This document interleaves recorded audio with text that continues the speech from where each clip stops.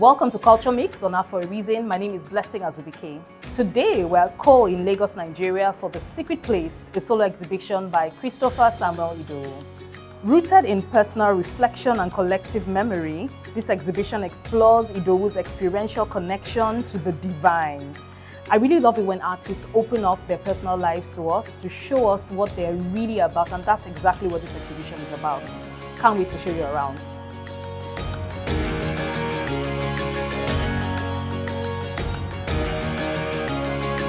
Hello everyone, my name is Laduni Lambo and I am actually the cultural coordinator at Alliance Française, but today I am moderating the artist talk for The Secret Place by Christopher Idowu.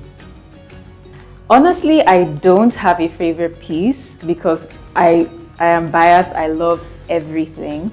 I think what I love about the entire exhibition actually is the fact that it is really rooted in his own relationship with his faith, with God, and you can see like the personal trajectory that it takes throughout actually every piece, and even through the installation, everything is just so like great. I don't know, there's really no other word to use, but I just really enjoy the theme. The theme is just so powerful and just so unique.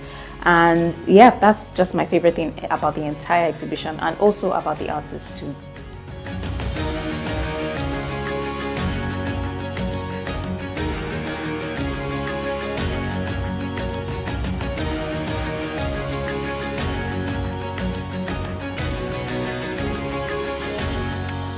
So this is my favorite bit of the exhibition. It feels like the inner room of the secret place. So you walk into this place and it just feels sort of removed from the entire exhibition. It feels really intimate. It feels soundproof almost. And interesting bit, there's an inner space or an inner chamber.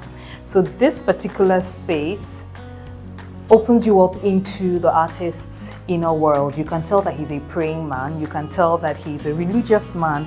There's a Bible here open, and Psalm 91 is marked.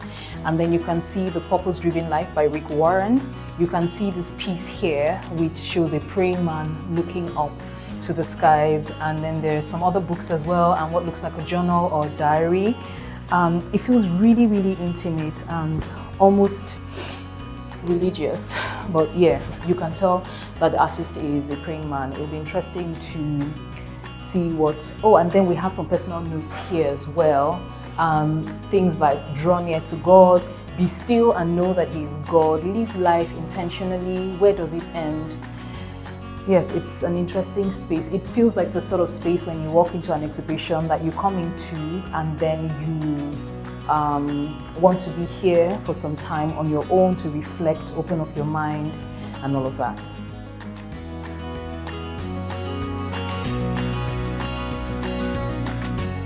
And this piece, really, really interesting piece, it shows you a ladder that goes up into the clouds, which theoretically could mean, you know, whatever journey takes you up to connect you to God, which in most cases for some people would be prayer, for some it's meditation. Again, you know, this space and the entire exhibition really sort of shows you that the artist is a praying man or someone who is connected to the divine.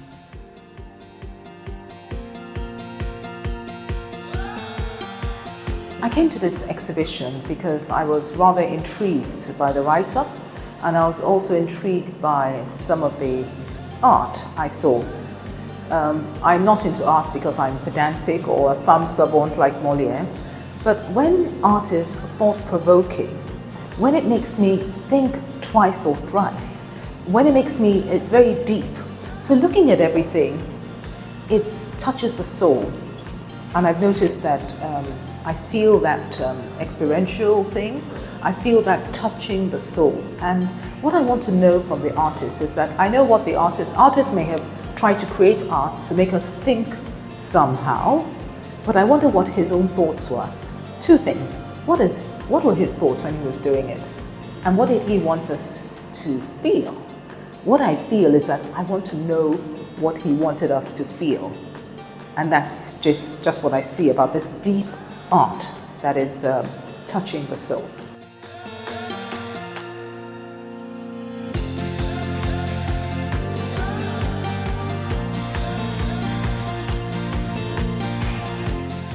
My name is Christopher Samuel Idowu.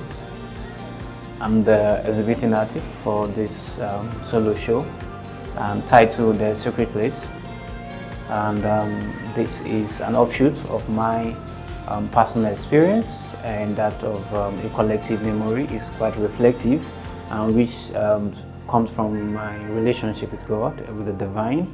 And that is the beginning of the whole idea of the secret place for me. It's a place where I dwell, and every piece that I've presented here is interaction that I've had, with my following with God, and as it includes memory of the people I've come in contact with. So particularly, I see them in a different light now that I have the new lens on how to properly see people.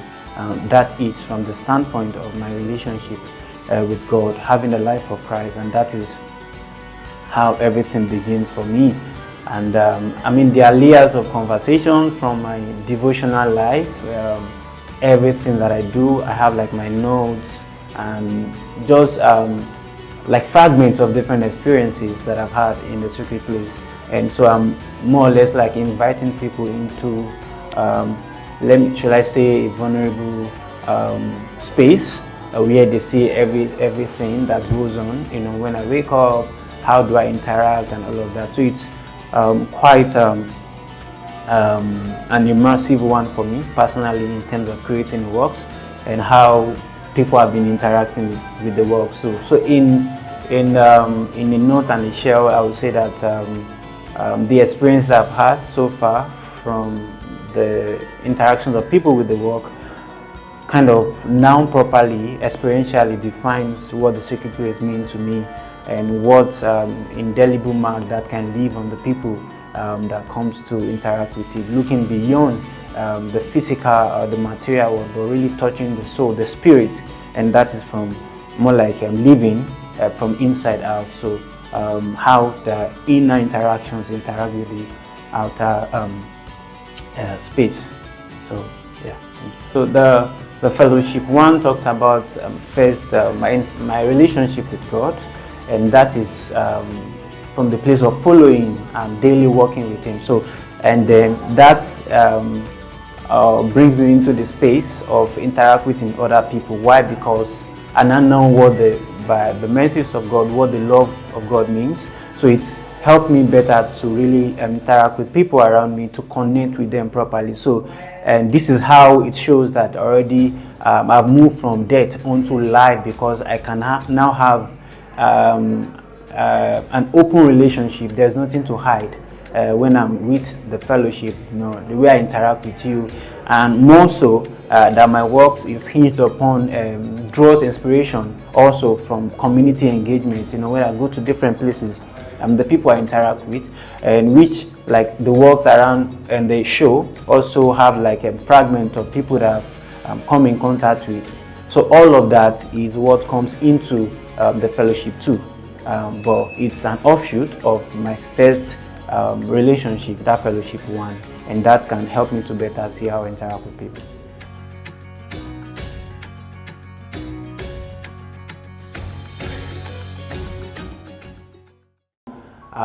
The secret place is a place of dwelling for me, a place of relationship with the divine, a place where I come to know God, not just through any other means, but now know Him personally, that now I know that He's alive and living inside of me, and that is the standpoint from which I now see everything, and that is what gave birth to the whole idea of the secret place. Me wanting to long, to desire, to hear from Him. At the time I couldn't, when I hear the word, it will look like an arrow trying to attack me. But right now, because there's that regeneration, I now have His nature, I could now enjoy the fellowship, even though it sometimes will come as discipline, maybe growing up, some of the children would, myself, I wouldn't like discipline, be like, Sheva Pamini, and all of that. You want to kill me?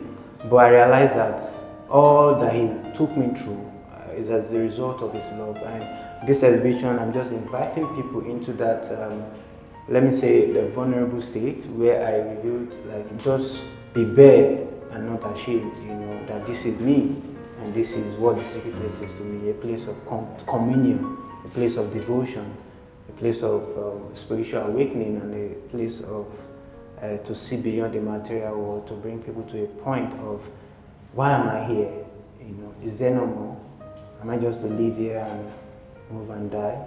So what is more to my life? So, and those are the questions I'm asking, and I'm believing that God is helping me. Praise God.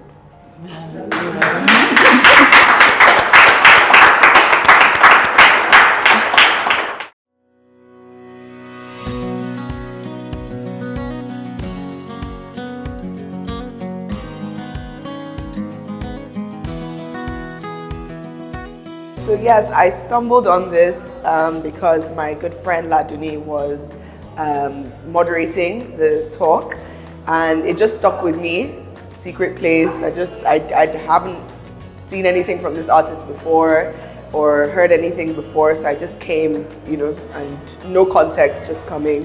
And hearing him speak about the work, first of all, I think I was already kind of impacted quite strongly. Hearing him speak so boldly about his faith and where he's inspired from, creating from a sense of purpose, a sense of direction from God. And I don't know, there was just something that felt very peaceful about everything that he shared.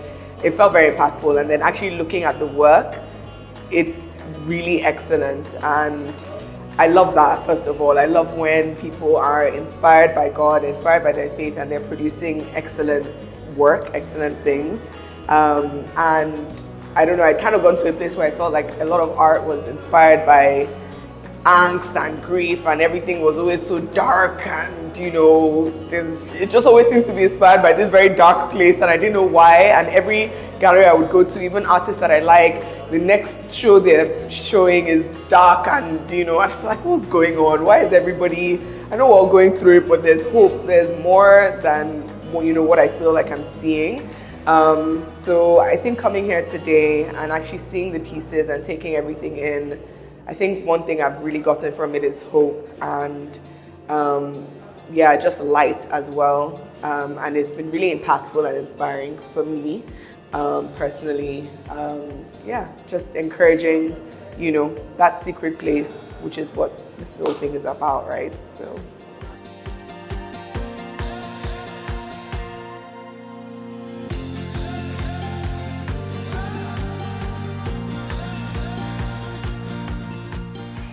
I actually really look forward to other people's responses and actually how they take the information that Christopher shares, because it's not often that you meet that many creatives or artists that really want to be very vulnerable about sharing their faith, especially when it comes to the Christian faith, and just be very vulnerable and open and, like I said, informative about how the creative process was for them.